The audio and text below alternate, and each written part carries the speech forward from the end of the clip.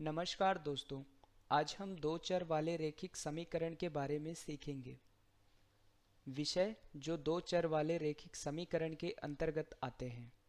परिचय, रैखिक समीकरण, रैखिक समीकरणों के चरण, रैखिक समीकरण का हल, दो चरों वाले रैखिक समीकरण का आलेख, एक्स अक्ष और वाई अक्ष के समांतर रेखाओं के समीकरण और सारांश। परिचय। एक चर वाले रैखिक समीकरण समीकरण जिसमें एक चर होता है एक चर वाले रैखिक समीकरण कहलाते हैं। जैसे 3x धन 9 बराबर 8।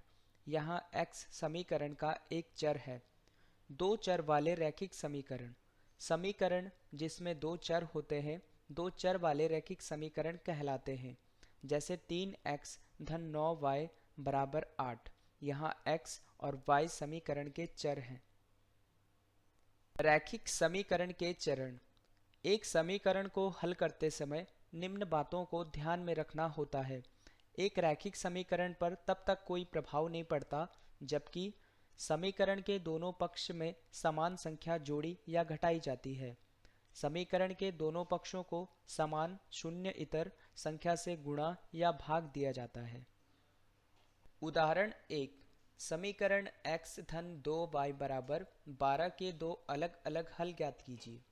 हल दिया है x धन 2y बराबर 12। अतः इसे हम इस प्रकार भी लिख सकते हैं x बराबर 12 ऋण 2y। अब हम इसे हल करेंगे। यदि y बराबर 0 तो इसे हल करने पर x बराबर 12 प्राप्त होता है। यदि y बराबर 1 तो x बराबर 10 प्राप्त होता है।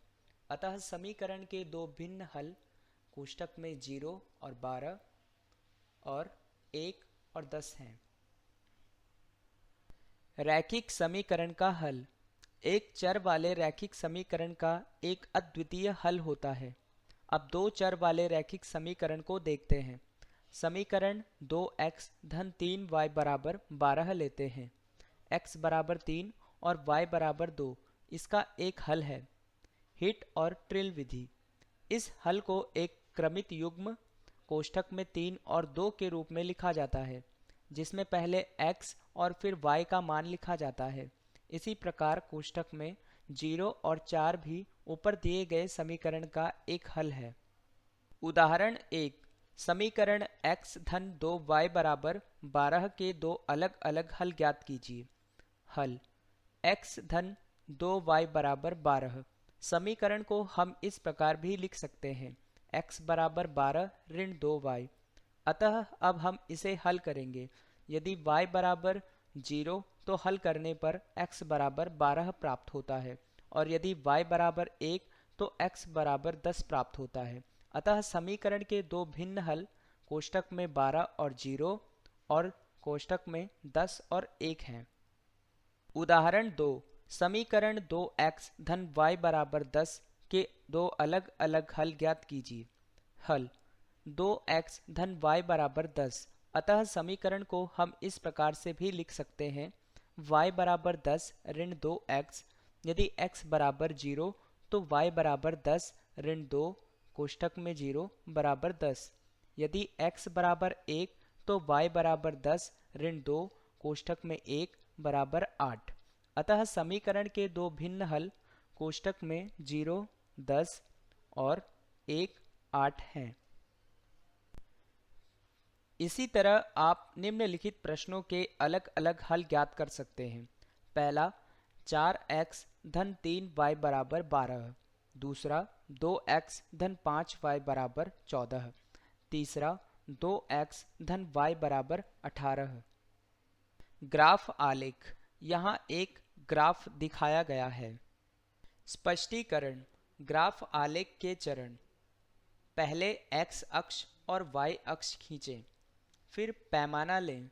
यहाँ x और y के लिए अलग अलग मान दिए गए हैं। चतुर्थांश और बिंदु को आलेख करें, फिर एक रेखा खींचें। स्पष्टीकरण। आलेख के चरण। पहले x अक्ष और y अक्ष खींचें, फिर पैमाना लें। यहाँ x और y के लिए अलग अलग मान दिए गए हैं। बिंदु कोष्ठक में 2 और 0, ऋण 3 और 0, 4 और 0 और n और 0 कार्तीय तल पर कोई वास्तविक संख्या है। रेखा खींचने के बाद निर्देशांक एक दूसरे के समांतर हैं, अर्थात x अक्ष और y अक्ष। चतुर्थांश और बिंदु को आलेख करें, फिर एक रेखा खींचें। उदाहरण 3, प्रश्न 4x धन y बराबर 20 के 3 अलग अलग हल ज्ञात कीजिए। हल 4x धन y बराबर 20 या y बराबर 20 ऋण 4x।